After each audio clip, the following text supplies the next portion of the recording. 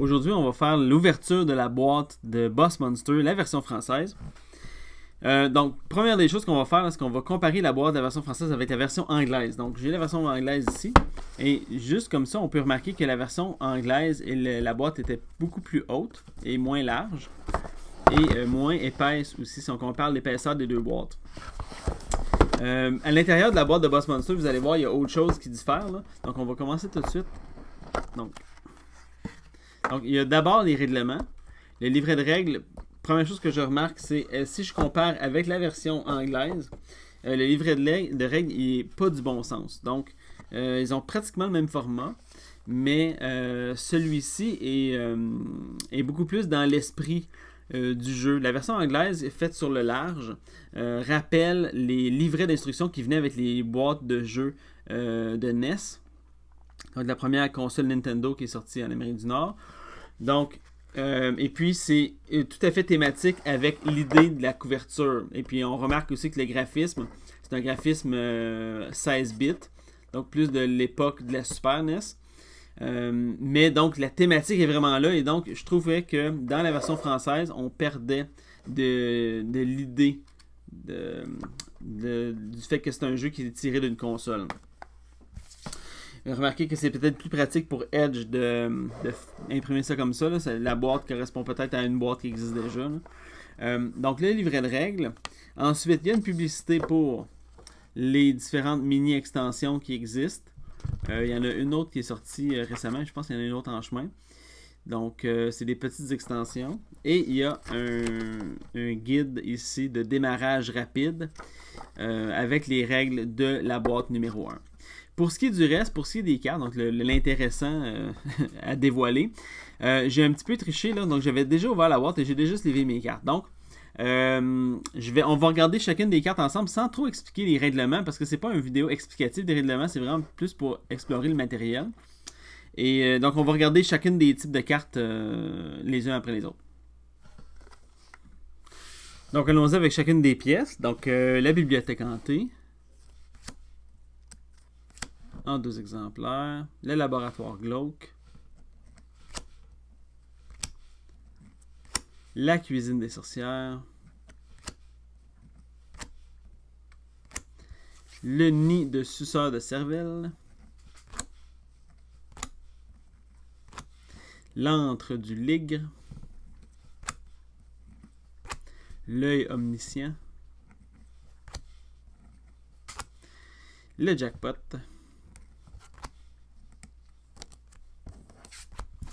La fosse sans fond. L'écrabouilleur.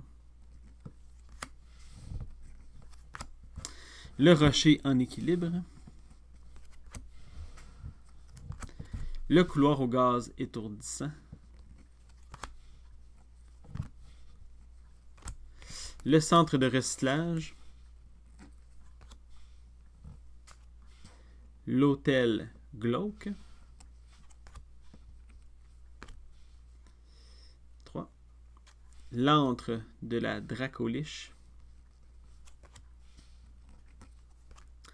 Le bordel des vampires. Le spa des succubes. Le tombeau béant. Le sanctuaire des spectres.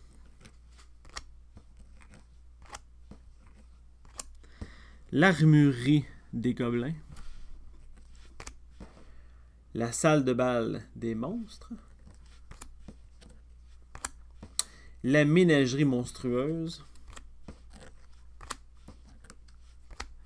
La manufacture de golem. La caverne des Néandertaliens.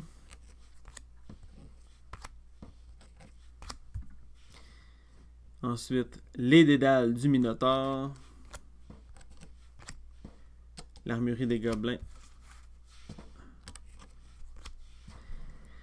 La prison des zombies. La crypte de l'imitateur. La chambre de torture. Le monument monstrueux. Le tunnel aux 1000 pattes. La zone de travaux. Et finalement, le couvoir au dragon. Pour ce qui est du paquet sortilège, on a la carte épuisement, moisson d'âme, grève de kobold, trépidation, éboulement, ravageur,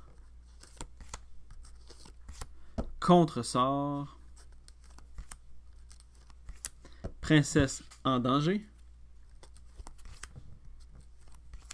téléportation, taille de géant, assassin, motivation, attaque de zombies, péril, gel, et finalement peur. Il reste les cartes de héros. Donc il y a deux types de cartes de héros, les héros épiques et les héros normaux. Donc on va commencer avec les héros normaux. Donc il y a un mage ici. Je vais les passer vite. L'idiot. Mage. Clair. Ils sont tous différents, mais ils n'ont pas vraiment de... À part le chiffre qui est en bas ici, il n'y a pas vraiment de différence entre les héros. Là. Quand il n'y a pas de... C'est du flavor text ici, donc il n'y a pas de règles associées vraiment à qu'est-ce que la carte fait, à part le symbole en haut, le chiffre en bas. Et puis ici, l'indication du nombre de joueurs. Donc, c'est juste pour voir les images. Voilà. Un guerrier tout nu. Clair. Donc souvent les personnages reprennent des personnages connus. Ou en tout cas font référence presque à des personnages connus sans faire référence exactement. Donc toujours dans l'univers des jeux vidéo. Et des films. Des fois c'est la pop culture. Voilà. Mage épique. Et le guerrier. Et finalement, on a les boss. Les boss. Donc, Robobo, Golem en colère, le roi Croissant, sultan des égouts, la Cléopâtre, mère des momies, la Gorgone, la reine des méduses, Cruella, la sorcière sexy,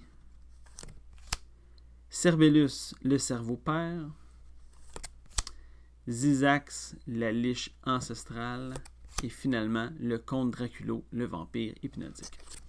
Donc c'est ce qui met fin au déballement de la boîte de Boss Monster.